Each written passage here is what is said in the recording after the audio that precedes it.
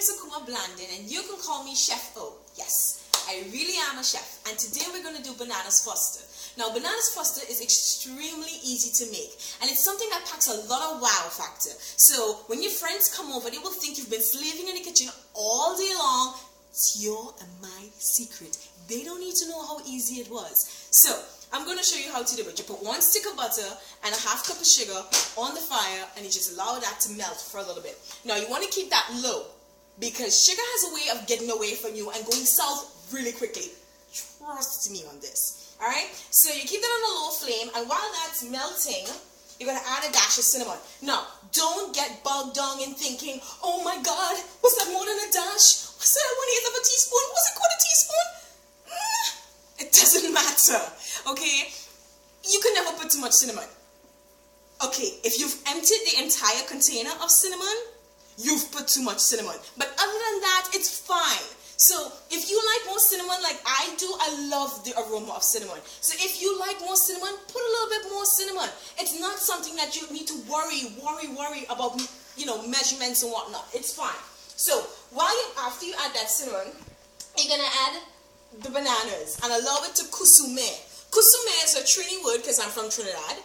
Kusume is a Trini word that means to allow it to simmer and allow the flavors to develop, allow it to brown, and you just leave it, let it do its own little thing. So my chef used to say a rapid boil is blah, blah, blah, blah, blah, and a simmer is blah, blah, blah, blah, blah. So we're going to allow it to blah, blah, blah, blah, blah for a little bit. Alright, we want it to brown almost like 2 minutes on either side.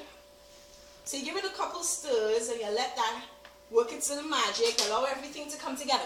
Now we're going to add a little bit of banana liquor, like about a 1/4 cup for flavor. I mean, it is banana foster after all.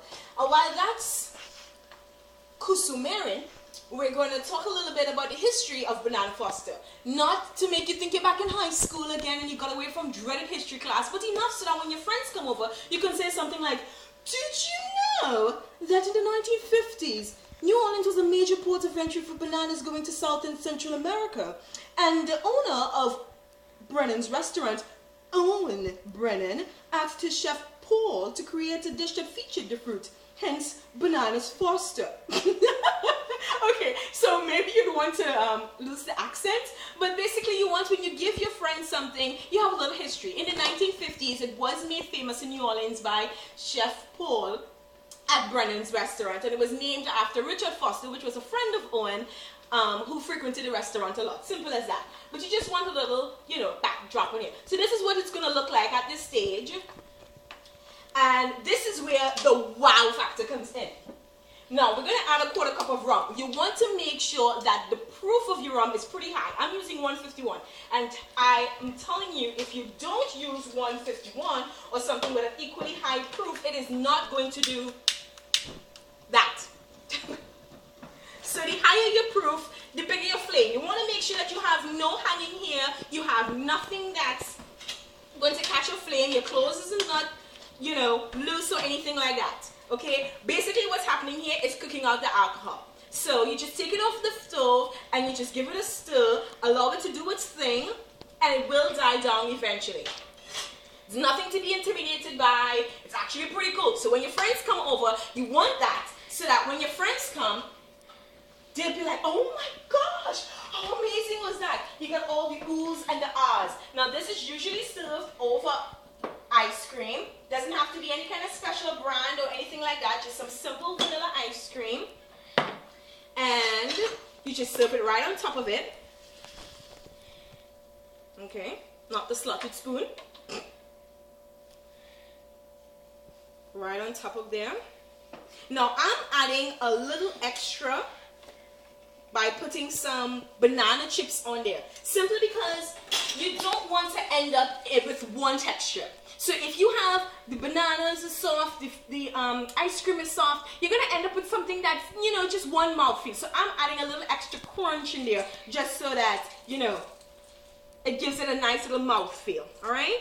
And you put a couple of those right on top of there for some decoration. And you add some crunched ones around. And there you have it.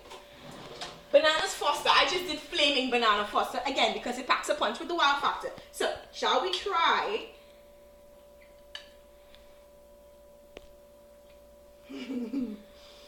Oh my god, that is so good. So you saw how easy it was to make. It took what, less than 3 minutes to make. So the next time your friends come over and you have some bananas and you have some alcohol and you don't want to imbibe it all, try some banana foster and impress them a little bit. Thank you for listening.